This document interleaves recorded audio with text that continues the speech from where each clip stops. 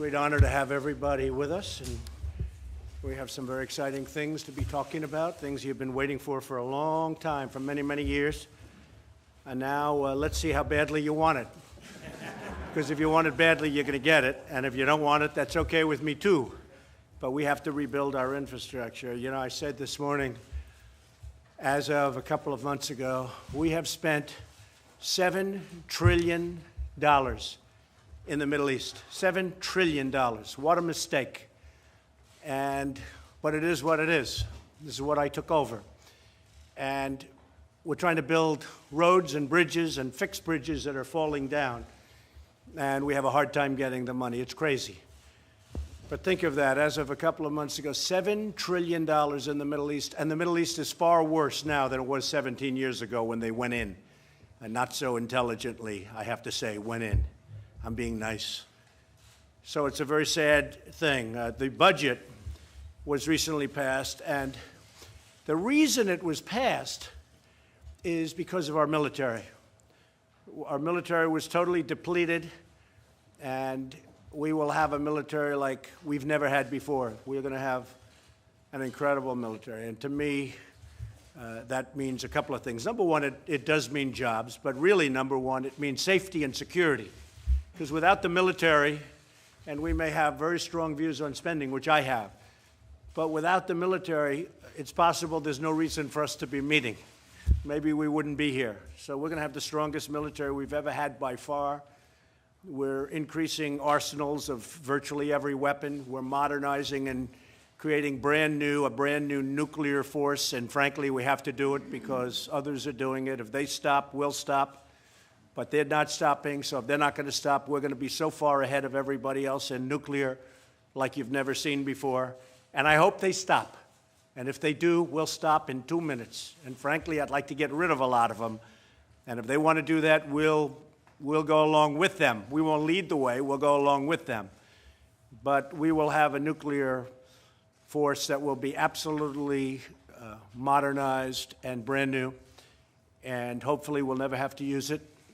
And hopefully we can reduce it in the years ahead.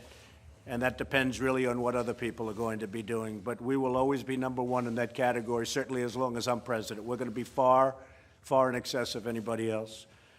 I'm honored to be here with the governors, with county executives and mayors from around the country, Secretary Chow, Secretary Zinke, Secretary Ross, Administrator Pruitt. Thank you for joining us. I greatly appreciate it. We're here today to discuss the critical need to rebuild America's crumbling infrastructure.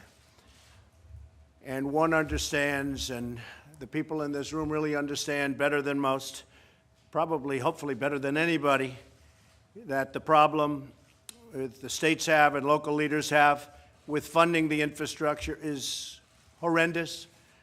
And we will build, we will maintain, and the vast majority of Americans want to see us take care of our infrastructure. Trucking companies are complaining that they used to take trucks from Los Angeles to New York, and there was no damage. Now they bring from Los Angeles to New York, and there's tremendous damage to their trucks because our roads are in bad shape, and we're going to get the roads in great shape.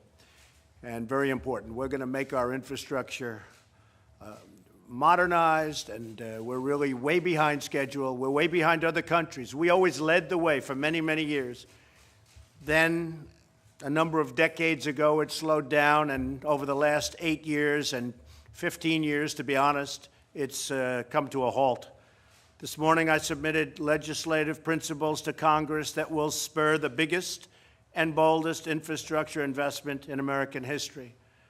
The framework will generate an unprecedented $1.5 to $1.7 trillion investment in American infrastructure. We're going to have a lot of public-private, and that way it gets done on time, on budget. It will speed the permit approval process from 10 years to 2 years and maybe even to 1 year. Because when we give you as governors and mayors and people representing your great states, or we give you money and you can't get your approvals, I guess we're going to have to take that money back or you're not going to build.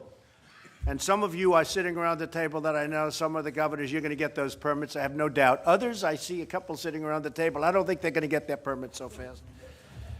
But you're going to have to get it, otherwise you're not going to be able to build. because we can't give you money and you're going to take 15 years to get a permit. In one state, it took 17 years for a basic roadway to get a permit, and the cost was many, many, many times what it was supposed to be. And we can't have that. So we want you to get going, and you'll work on the permitting process. And from a federal standpoint, environmentally and everything we have to do, I see Scott is here, we're going to get you permits very quickly. It provides $50 billion for rural infrastructure, who have really been left out. The rural folks have been left out, including broadband internet access, which they don't have, and they want it, and the farmers want it. It will create thousands and thousands of jobs and increase training for our great American workers. And it returns power to the state and local governments who know best what their people need. Washington will no longer be a roadblock to progress. Washington will now be your partner. Will be your partner. A lot of money, up to $1.7 trillion. That's bigger than people thought. And we're going to have a lot of great people working. We're going to also have great companies investing and building, and they'll build for you, because sometimes the states aren't able to do it like we can do it, or like other people can do it, or like I used to do it. When I did the Wollman Rink, it was 7 years. They couldn't get it built. It would have been forever. They couldn't get it built. And I did it in a few months at a much smaller price. They had invested $12 million in building an ice skating rink in the middle of Central Park. Somebody told me about this the other day. They've never forgotten it. It was a big deal at the time. It remains a big deal. Took many, many years, and they were unable to open it. And I said, you know, I'd like to be able to have my daughter Ivanka, who is with us, I'd like to be able to have her go ice skating sometime before she doesn't want to ice skate. And I got involved, and I did it in a few months, and we did it for a tiny fraction of the cost. And it's really no different with a roadway. It's no different with a bridge or tunnel or any of the things that we'll be fixing.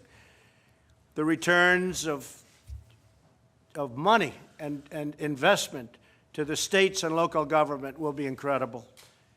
And nobody knows better than you people where you want the money invested. That's the other thing. For the federal government to say, gee, this is what we want you to do in Wisconsin, Scott, you know exactly where you want to do it, and you've done a great job, by the way, but you know exactly where that money is going. And how is your new company that's opening up there doing, by the way? Are they doing okay? That was a big one. Foxconn is moving along, right? They make the Apple iPhone, and I said for a long time, I said, I want those companies to be making their product here, and they went to Wisconsin. Scott did a fantastic job of presentation.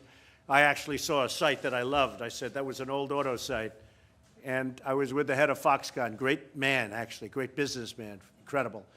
And I said, that's a great site for you, right in Wisconsin, and I hear that's where they're going, so you've done a fantastic job. But this is a common sense and bipartisan plan that every member of Congress should support. I look forward to working with them, and we're going to get the American people roads that are fixed and bridges that are fixed. And if for any reason they don't want to support it, hey, that's going to be up to them. What was very important to me was the military. What was very important to me was the tax cuts. And what was very important to me was regulation. This is of great importance, but it's not nearly in that category, because the states will have to do it themselves if we don't do it. But I would like to help the states out, and we're doing that with a very big investment. One of the other things I think so important to mention is that in the budget, we took care of the military like it's never been taken care of before. In fact, General Mattis called me. He goes, wow, I can't believe I got everything we wanted. I said, that's right, but we want no excuses. We want you to buy twice, okay? Twice what you thought for half the price. So maybe we're going to get involved a little bit in the buying. We want to get twice as many planes for half the price. And believe me, we can do a lot, because the procurement process is very outdated, to put it nicely. But we're going to have something very special. But one of the things that was very important to me with respect to the budget was DACA. I did not want DACA in the budget. I wanted DACA separate so that we could talk about it and make a deal. And I hope to be able to make a deal. I hope the Democrats are not going to use it just as a campaign. You know, they've been talking about DACA for many years, and they haven't produced. We started talking about DACA, and I think we'll produce. But if the Democrats want to make a deal, it's really up to them, because we want really tremendous border security, but we have to have Democrat support for DACA, and they are starting that process today. We didn't want to have it in the big budget, because if we have it in the big budget, it's going to get mixed up with all of the other things. So now we have our military taken care of, and now we start very serious DACA talks today. And we are, I can tell you, speaking for the Republican Party, we would love to do DACA. We would love to get it done. We want border security and the other elements that you know about, chain migration you know about, the visa lottery you know about. But we think there's a good chance of getting DACA done if the Democrats are serious and they actually want to do it. But they didn't want tax cuts. They fought. We didn't get one vote for massive tax cuts that have turned out to be unbelievably popular. And what came up, which was even a surprise to us, were the big companies stepped up, and millions of people have gotten tremendous bonuses. Nobody knew that was going to happen. That was just the beginning point. So we didn't get one Democrat vote, not one, for the biggest tax. And I think that's a big political problem for them, you know, if you want to know the truth. They are going around saying they made a mistake because the tax cuts have now, you see what's going on. It's spurred the economy. Unemployment is at virtually record lows. Black unemployment is at the lowest level in history. Hispanic unemployment is at the lowest level in recorded history, which is really something that's so great. And we are it's amazing what's been going on with the economy. And I just want to end by saying it's an honor to have all of you with us. We're going to have a few of you make statements, and then we'll all stay around. If you want, we can leave the press, or we can have the press leave immediately. I'll leave that up to Scott Walker, because you're going to be the first speaker. So, Scott, do you want to say a few words? Sure. And thank you very much, everybody. Thank you. Well, first off, Mr. President, I think on behalf of all of us, all the state and local leaders, both Republican and Democrat alike, thank you to you and your administration for hosting us all today. Before you came in, we were having a good and lively discussion about answering some of the questions many of us had. You alluded to a moment ago, Foxconn, which you were great to help us announce here. As I mentioned to many of the folks assembled here today, for the first time ever, LCD panels, the kind of panels here, in the future they'll be even bigger, made by Sharp, will be made in the United States, and we're proud that they'll be made in the state of Wisconsin. About a $10 billion investment. We're helping with about $3 billion worth of incentives. And when we think about infrastructure, it ties into that as it does all over the state of Wisconsin. In the last few years, through this recent budget, we've made about a $24 billion investment in our state into transportation infrastructure. That's about $3 billion more than the previous 8 years. And so we understand what you're trying to do here. But one of those projects that will help there is it's about a $1.5, almost $1.6 billion transportation project, Interstate 94, from the state line through Kenosha, Racine counties, all the way up to our largest county, Milwaukee County. We've completed a good chunk of it. I think 13 of the 19 interchanges have been completed. About half of the miles have been done. But there's one major portion right by where they're going to build this new $10 billion ecosystem that we're still working on. The state, most recently in our budget, put about $250 million on top of all the money that's been spent up until now. And we think through the help of the federal government with the Infrastructure for America funding that we can finish off the rest. And get this, the good part is the local roads that we're helping out with an additional money beyond that's being done in about 8 months' time. And we believe on the time schedule we're on, the remainder of that can be done in less than 2 years. With the ideal completion date being before the fall of 2020, a date I'm sure you're interested in. That would be completed by that time, and we're thrilled, and we think it's a good example of a good partnership between the federal, the state, and local governments. And I just would add, when you were coming in, my friend from Iowa was just talking about rural infrastructure and rural interest, and I also want to say, because we've got a good portion of our state that is rural as well, not only thank you on a rural initiative for transportation, but particularly for broadband. We'd love to have, whether it's white spaces, fiber networks, you name it, there's plenty of opportunities for us to grow and expand our internet capacities all throughout the United States.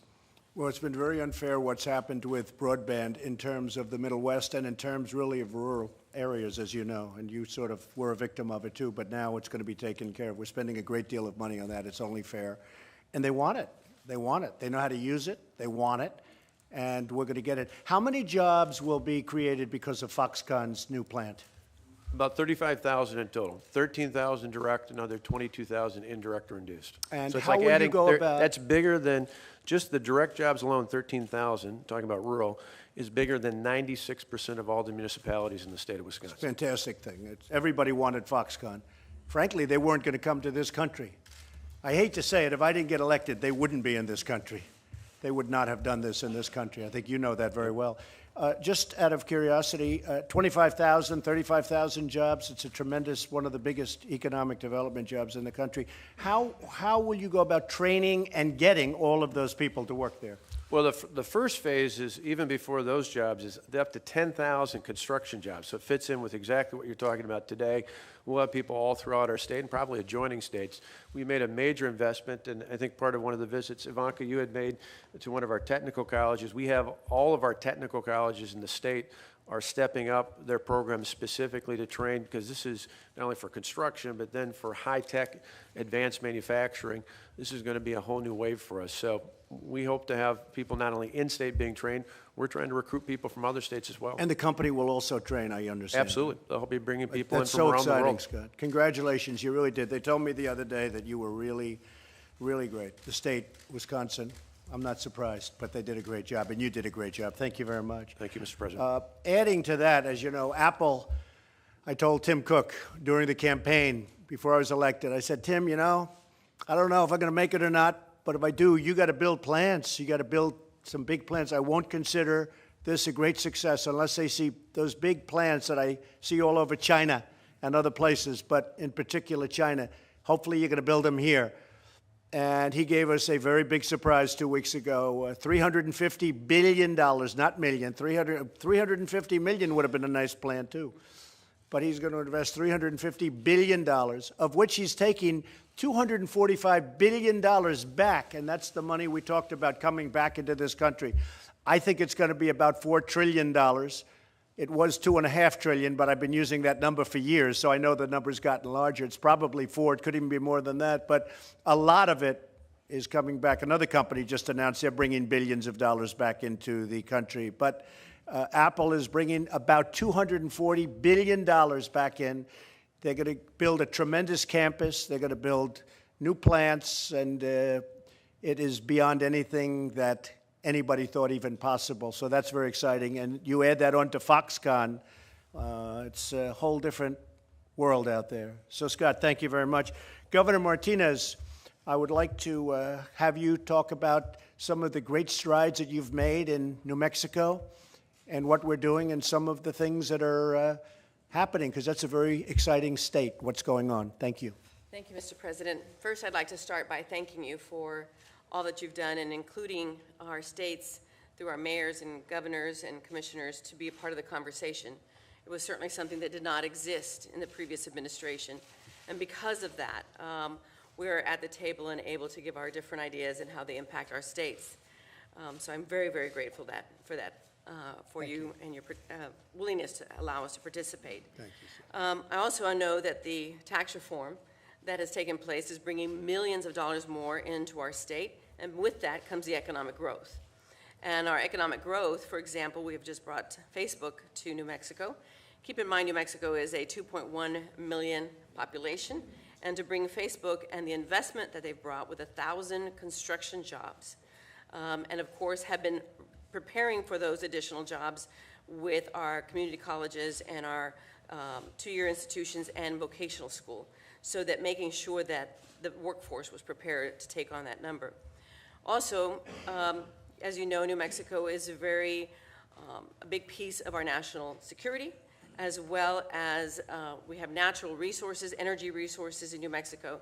And so our infrastructure is super important because we have what used to be 2-lane highways for the amount of what we were developing in our energy sector, as well as our military bases and our national labs, now are requiring 4 lanes and possibly turning lanes, because there's so much traffic, because the energy in the southeast and northwestern part of our state is so big and booming that we have private vehicles going and merging into those traffic, and unfortunately right now can be very dangerous.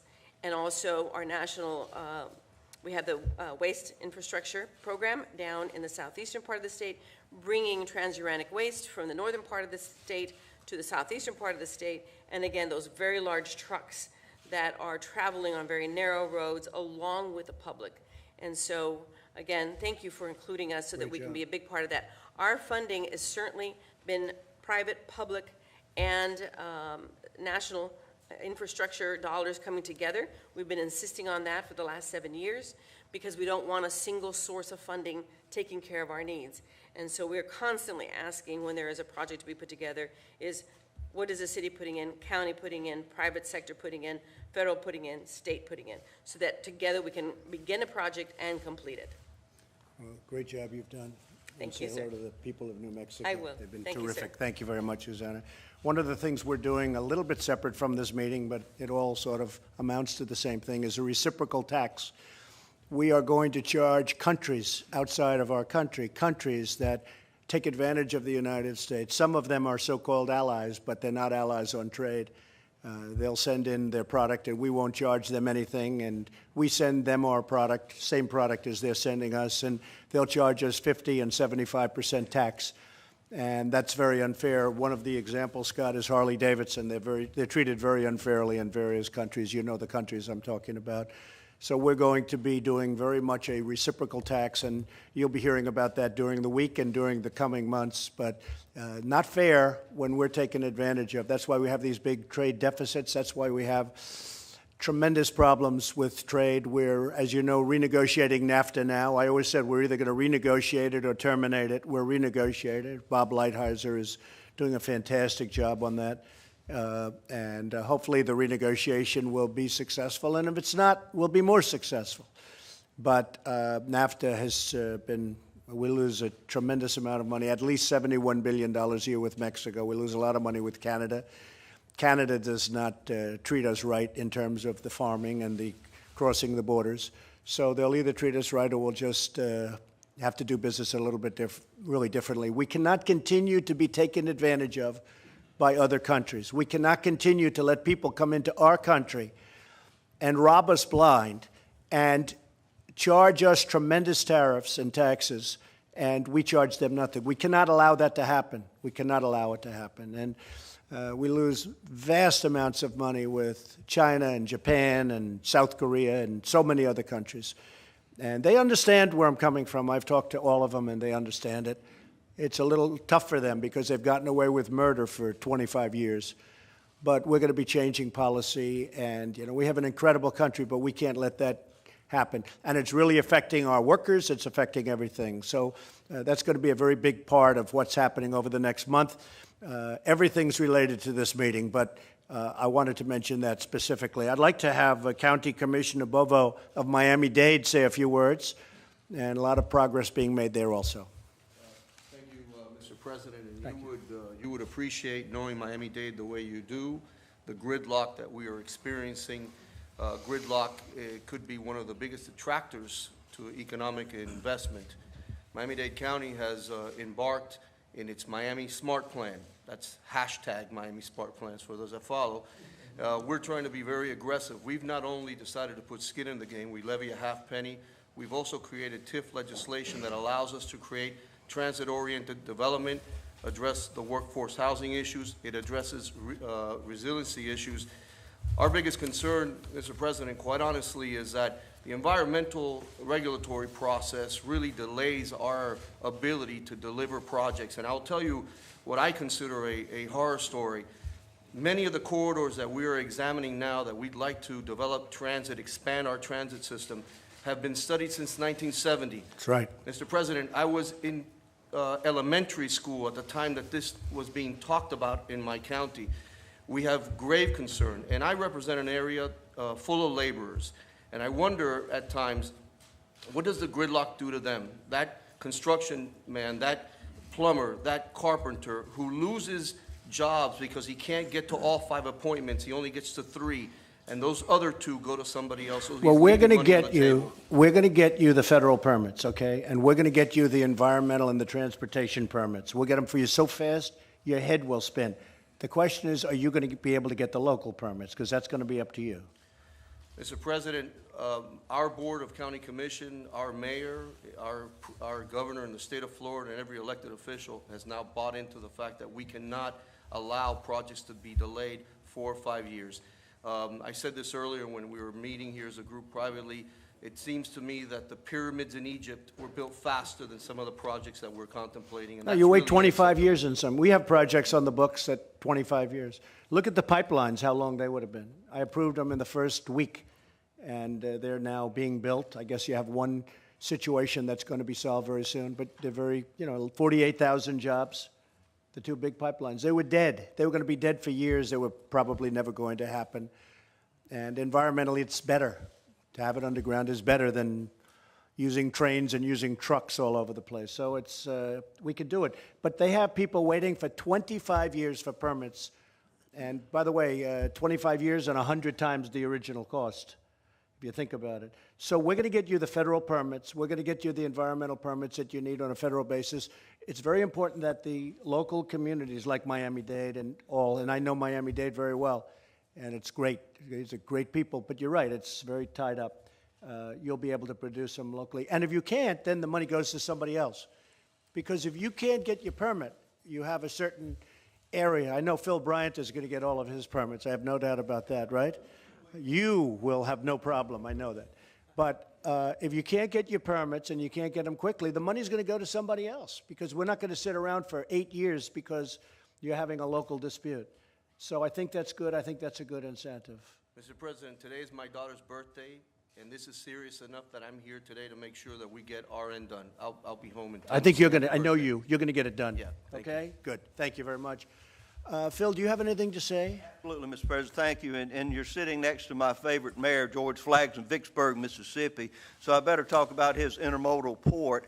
Because about 30 miles away, Continental Tire is building one of, if not the most advanced plant in the United States. It was the plant of the year in the Southeast. We won a gold shovel. I could tell you more about that.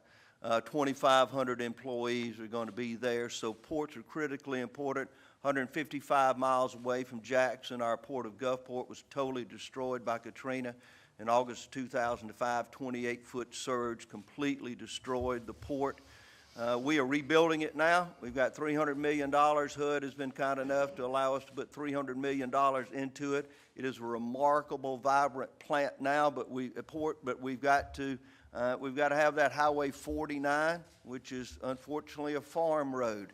It is a narrow, dangerous road with 59 red lights between Jackson and the most dynamic port, I believe, in the Gulf. And so we're going to widen that, make it a great, big, beautiful highway so people can get their goods and services to the port of the future. We've got a $3.4 billion energy project planned in the future for that port. We're going to put a broadband crescent around the port for new technologies for Keesler's Air Force Base, for manufacturing of 70% of the Navy's warships right there. How are you doing with the permitting? How is that going? We've had not one problem. After Katrina, we were able to compress that permit time, and thanks to the EPA now, we had to live with 8 years of a pretty difficult time. You know, under the other got a administration, you would have been 20 years on the project you're talking about. But Now you'll be about 2 months. This past year, with the great help of your team, it's been remarkable what's happening. We've not fully recovered from Katrina, then the spill came along, but this new plant is going to be really the catalyst that will change states like Mississippi, move us to that new level. We're the mother of all rural states, so as we talk about rural investment, it is something that warms our heart. So I want to thank you, Mr. President. This is going to be, I know the dynamic effort that you're going to put in it, and your team and all of us working together is going to be generational. I hope 100 years from now they're thinking about the day that we were in this room and what happened this day. Well, Phil, I just left Mississippi, and I was with Phil recently at the African American Museum, and I want to tell you the job you've done is incredible, and I hear it's doing record business. It's doing fantastically well. We were there for the ribbon cutting and the opening, but the job you're doing in Mississippi is very inspiring to a lot of people, so congratulations, Phil. Thank you, Mr. President. George, would you like to say a few words? Thank you, Mr. President. I'm just glad that you allowed a guy from Vicksburg, Mississippi to be in a room with representing 20,000 people, and then we talk about a company going to his state with 35,000 people, but the governor's already spoke to our situation as a prior to our port. But the other thing is that we need some relief on our infrastructure as relates to our water treatment plants, our water plant, the court decree draining us. So small town municipalities, and I think I speak for most municipalities, the infrastructure, this money couldn't come in no better time to help us develop through economic development and creation of jobs. That's the thing that I like about it, is creating jobs. And hopefully in the next 4 or 5 months, we can get unemployment below 4%. And thank you. Thank you very much, George. I appreciate it. You're doing a good job. Elaine, what would you like to say? Transportation? A lot of this money is going to transportation, so you become the big power that you always are. Well, Mr. President, your cabinet members have been working very diligently over the last year. We have EPA Administrator Pruitt here. We have Secretary Zenke. We have Secretary Ross. And we have a plan that will fix the crumbling infrastructure, and we look forward to getting to work. Thank you, Elaine. And Scott Pruitt, could you talk about the environment and how we maintain a perfect, clean, better than ever environment at the same time go quickly? Mr. President, as the mayor just said from Vicksburg, you said Washington will now be a partner, and I think he hit on an area that's very important. That's water infrastructure. When you think about safe drinking water in this country, small towns, counties across this country need investment with respect to their water treatment facilities, and this is a major part of the package. I want to echo what Governor Bryant said earlier. We are looking at permitting at the EPA by the end of 2018 that we will process every permit, up or down, within 6 months. And that, combined with the changes we're making with this legislation to have an outside time period of 2 years, is radically going to transform how we see investment through this package. So your leadership has been extraordinary, Mr. President, and the Cabinet's worked very well putting this package together.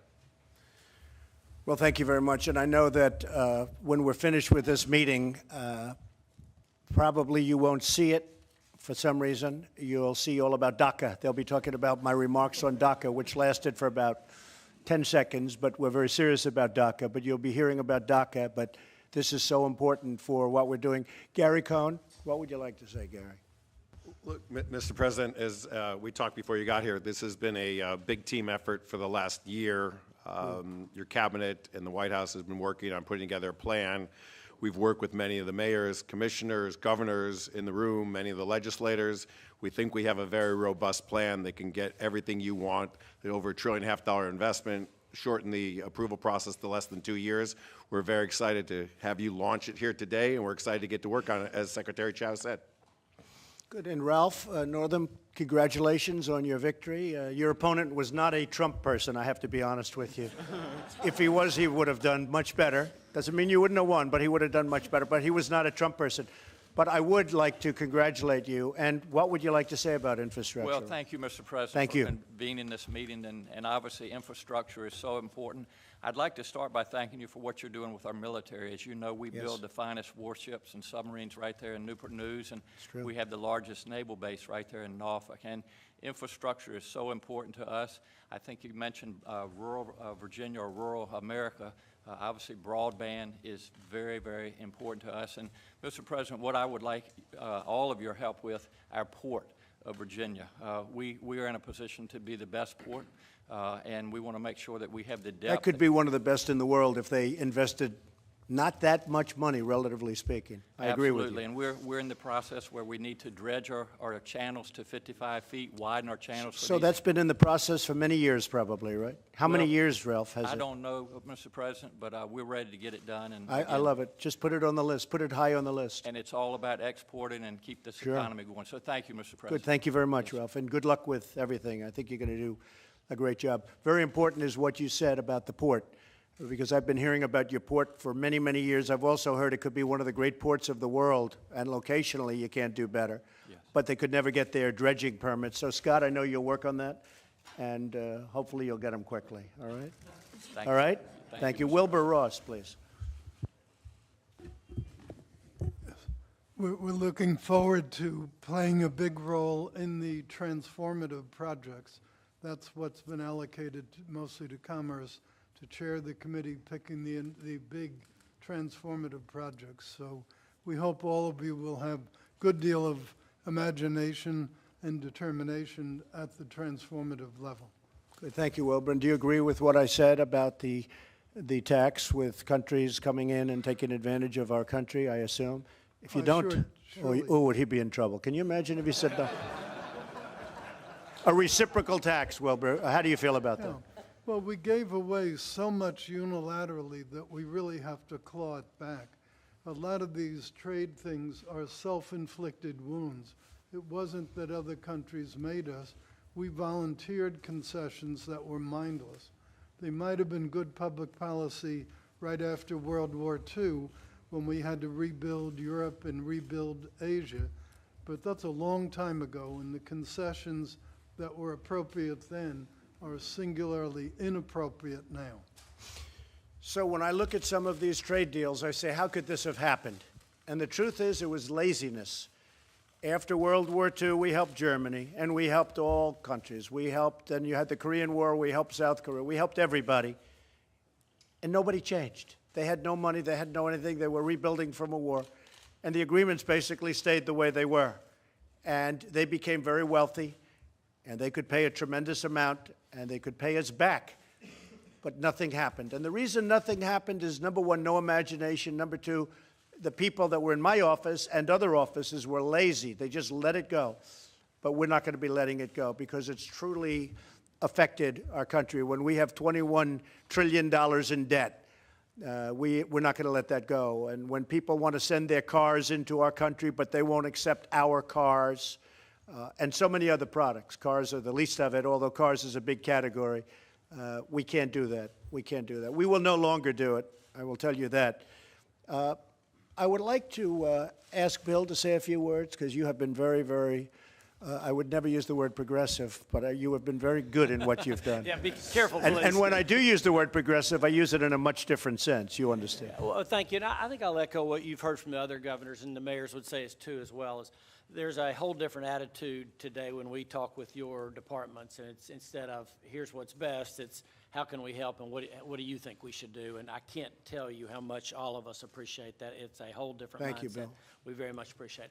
Second thing, and I think what I think you'd hear from everybody in here is there's a lot of different perspective about what the private sector should do and what government should do, but transportation infrastructure is, without question, that's the fundamental responsibility of government. Nobody can build their own interstate system. I don't care who they are.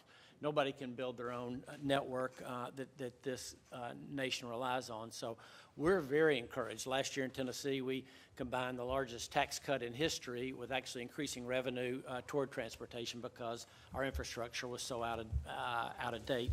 Everything from getting our agriculture product to market to making certain that our You've made a big difference in Tennessee. largest cities happen. So we're with you, and we want to encourage this to actually be fulfilled as quickly as you can, because we're quickly getting behind the rest of the world. That's right. That's right. Thank you very much, Bill. Actually, to me, this is a very, very sexy subject. The media doesn't find it sexy. I find it sexy, because I was always a builder. I always knew how to build on time, on budget, and that's what we want here. One of the reasons we like the public-private is we'll get some of that involved in getting these things done quickly, much more rapidly than you would get them done as a government, as good as some of these governments are. So I very much appreciate that, Bill, but Tennessee is really keeping up. They're doing a good job. I looked at some numbers yesterday, and it's really doing a good job. Would anybody like to say something? Yes, sir, go ahead. Thank you, Mr. President. Steve Benjamin, the mayor of Columbia, South Carolina. First, I want to thank you for having us here. You didn't have Thank to. you. So thank you for having us you. here. I look forward to learning more about the plan. DJ and Billy and everyone, the entire team have been very helpful in communicating with us over the last several months. We met in December 2016, right after your election, and in that meeting you reassured us that you would support the tax exemption on muni bonds, and you've done that. And I want to say thank you for that. It's the way in which we build the vast majority of infrastructure across America. I almost 80% of it done by state and local And that's helped out a lot, hasn't yeah. it? Oh, absolutely, absolutely. And also thank you for your support of private activity bonds and how that's reflected in your budget. I want to thank you for your support of the military. Fort Jackson, someone may disagree, but is the finest Army training base in the world. Victory starts in Columbia, South Carolina. We train a preponderance of the men and over half of the women in Columbia, South Carolina. In America's cities, and Columbia is not atypical, we have the same tax rate that we had 10 years ago. 5 of the last 7 years we finished with a budget surplus. We've created an environment where private sector capital is welcome. You treat it well, it grows. And we've increased our police department budget by 60%. And I will tell you that what we need, and we'll spend some time raising the flag on some of our priority projects. You may remember in October 2015, we had a massive flood, 1,000-year event in Columbia, South Carolina. Right, some significant damage to our canal that still, as we work through FEMA and FERC, we have to get repaired. So we'll spend some time raising that to the top of the priority pile as we're working with this. But I want to tell you again, America's mayors are happy to be around the table. We look forward to talking about the expedited nature of the plan and working closely to make sure we're protecting the environment as we do that. But happy to be here. Look forward to continued dialogue. I would be remiss if I didn't talk about the fact that public pensions are very interested in getting into the infrastructure business as well. And if there's some possibility to lever up that extra $200 billion, be interested in supporting that as well. But thank you for having us, Mr. Thank you, President. Mayor. I appreciate it. The areas that have military are going to be greatly affected in a very positive way because the number that we were able to get, $700 billion, and again, that was the key to what I did. I hated to give away certain money, and some of it I consider to be terrible. But we needed 60 votes. We needed 60 votes. So in order to get the military taken care of, which is to me number one by far, we did that. But those areas that are heavy on the military, you're going to see a tremendous difference. When I was in the private sector, I used to get listings all the time for forts, military installations that'd be for sale. And I used to say to myself, this is 10 years ago and 5 years ago, how can we be selling so much? Well, now I'll bet they wished they didn't sell some of them. You know, they would sell them as surplus. And I used to say, how many do we have? Because you get a lot of listings. But they closed a lot, but we're going to be expanding ones that we have. And those areas, the towns and cities and states, they're really going to be a tremendous impact. And, you know, one of the other things is jobs. We're going to be building this equipment. We don't go out to other countries to build our military equipment. And when we have allies, especially people that we help or we give aid to, which we're going to have to start looking at also, but they go out and order military equipment from other countries, I say, no, you're not. If you're not going to order it from us, you're not getting any aid. And that's why a lot of the defense companies and jobs, again, it's all jobs, but they're very happy because, I mean, we were giving out money and they'd buy helicopters from different countries. I don't want to say which country, specifically one. I say, so we're giving you money to buy military equipment, and you're buying military equipment in another country. How does that work? And I remember the president of a country laughed when I said it. He said, finally, somebody gets it. And they were actually restricted from buying from us. So we could give them money, but they were restricted for human rights issues and other issues. So a lot of things are changing, and they're changing very fast. Yes, sir. Mr. President, I'm Rob Lockery, Chairman of the County Commissioners in Bucks County, Pennsylvania. I know you know where Bucks County is for everyone. Yeah, for everyone. Right. Coming off a big Super Bowl win, and we won the Super Bowl with the Philly Special, right? So Nick Foles and Doug Peterson, and I have a Philly Special for you when it comes to transportation projects. And I know everyone's aware of I-95 and the Turnpike, and one of the biggest missing links in that interstate highway has been the connection of the Turnpike and I-95. And after literally 40 years of planning and approvals and permitting, they're finally making the connection. And there's a picture on these slides up here. But the problem is they're making a connection only on 2 of the 8 ramps. So if you're going north on 95, you can go east. I know where those connections are. Yeah. So you want additional we want the other connection? 6, and all the permitting's done, all the environmental reviews That sounds done. good. You jumped to the head of the line. We got a $500 million project. We have the notes. It's how much? About $515 million. All right, get the price down a little bit. Get it down. So we can do that. We can do that. Sounds like a lot of money for connections, right? So What do you I think, Phil? You could do it for $550. We'll get, we're ready to Contractors up go. there. Then Good. just the last thing I want to say about the permitting, I think is so important. You know, in Bucks County, we have 115 bridges, small country bridges. Right. And we closed one 7 years ago, which is not far from my house. And it used to be the way I was my quick shortcut to my daughter's soccer field practices. So my oldest daughter's finished middle school, finished high school. She's graduating this year and going to United States Naval Academy. But she's finished both of those things, and we haven't even started work on the bridge that Were you going to build a new bridge or renovate that we bridge? were going to replace the bridge, but because of the historical process and the reviews and the consulting processes and going through Section 106. Is it permitted? It's not. We can't get the Well, final. then you're not going to No, get a I'm just saying- bridge. but I'm saying the permitting process that you're talking about, truncating that Yeah, to well, 2 we're years going to, is yeah, we're important. going to do it. I mean, look, you've been doing this for years, as you say, and it's been a pretty unpleasant process, but we're going to do it quickly. Now, the historical, if it's local historical, you're going to have to take care of that yourself, you We know know, that. but that, just the point I'd love being to that get it done for permitting- you. That's the kind of thing we want to get done. Yeah, thank We you. have a lot of bridges, amazingly a high number of bridges that are considered unsafe, and yet they're being used. And I don't want to see tragedies. I don't want to see it happen. They need paint. They need some fixing. Not even a lot of money. They have to be fixed, or they're going to go down. And those are the things. Safety first. But you want to resurface your roads. I like fixing rather than building new. I've seen so many roads where they rip out a road, a highway. I can tell you 78 in New Jersey. They ripped it out, and it went on for years. Just ripped the hell out of it. And then they started building a new road in exactly the same location because they wanted the surface to be a little bit higher. They could have stripped the asphalt and put beautiful new asphalt. And then after they built it, it started to settle all over the place. Whereas before, it was there for 100 years. It didn't, it settled. So you didn't have the problem. And I would rather see resurfacing. I would rather see, till we get ourselves right before we start doing the big new projects, I would like to fix what we have through resurfacing and other things like the bridges. Fix them.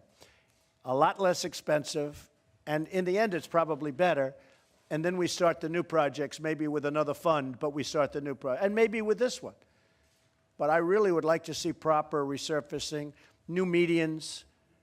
I would really like to see a competitor to the one that makes the grates that are always, the guardrails. I talk about them all the time. Whoever represents that company, I think he's the greatest salesman on earth. Because they put this stuff in, and within 2 weeks, it's all bent and corroded, and it's terrible. I want the salesman that represents that company to represent the United States of America, because that guy does some job. I wish they could come up with an alternative to it looks like aluminum or probably cheap steel, but when it gets hot, it bends. When it gets cold, it bends. And when somebody hits it, it's a mess. And we put it in, and within a year, it looks terrible. And I never understood why they didn't come up with a better system. So those are the kind of things that I'd like you to look at. And you can come up with a better system, probably for less money. But somebody should come up with a better system than that. So thank you very much. Work on the bridge. Thank you, Mr. President. Gary, what would you like to say?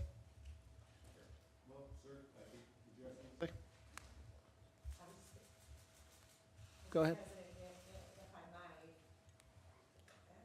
Just press the button. Yeah. We just talked.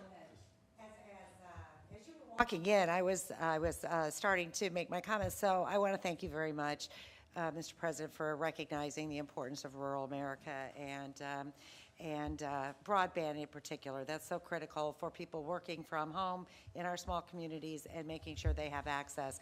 Additionally, the workforce is so important. We have 2.7% unemployment in the state of Iowa, Great. a historic Great. low, and Yeah. we need everybody to have the best skills they can possibly have. So up-training our workforce is going to be a big piece of it.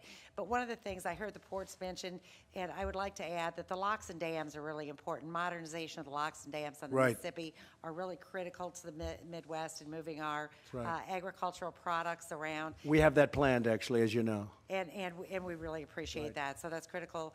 And we do have one of those interchanges that we're ready to upgrade. We've got about 200 deaths that have been suffered on the I-80, 380 interchange around between Iowa City and 200 Cedar deaths? Rapids. 200 deaths? 200. You do have a lot of that. You'll have a lot of intersections where people die because they can't get a permit. And it's just crazy, and I'd like you to make that first priority. You have, like you say, there's one particular, and I heard about Right. it in Iowa. Right. It's a particularly dangerous intersection, and there's accidents all the time, and with a slight difference in design, and you could get that permit very easily. We have to get it done. So I'd love that to be a priority, if that's possible. Thank you, we appreciate it. And flood mitigation is a big deal in Iowa, too. Cedar Rapids had a terrible flood. They've got a wonderful project. They've have a lot of private dollars ready to be invested and being invested. And so our new mayor of Cedar Rapids is here with us today. Good, But that's I know right. that's priority for him. Thank you, Mr. President. Thank you, Linda. So, Thank you very much. Mr. Yes, sir, go President, ahead. on behalf of everyone here, obviously you've taken an enormous interest in infrastructure. You've been on us since day one to make sure we delivered a great plan. I think we've got a great plan. I think everyone around the table can see how much interest you have. You've delivered your plan to Congress this morning. They're going to be digesting it. It will not come as anything new to them. Your team has been working with both the Senate and the House for the last month or two, so they know exactly what's coming. So we're off to a great start here. Thank you very much for all your time and effort this morning here. I think Thank you. everyone's Thank you very appreciative. much. Appreciate it. Thank you. I would like to add one further thing. I think it's very important that you go back and you speak to your congressmen, your senators, and the people that represent you to get the push that you're going to need to get this done, because they are working on a lot of things right now, in all fairness to them. So this is one you're going to have to get a little push, and I think everybody in this room wants this very much, and I want it very much, but you're going to have to call your senator and your congressman and woman to get it done. And it's something that can happen. We'll get approval. We'll create a lot of jobs, and we'll have a great infrastructure in our country once again. Thank you all very much. I appreciate it.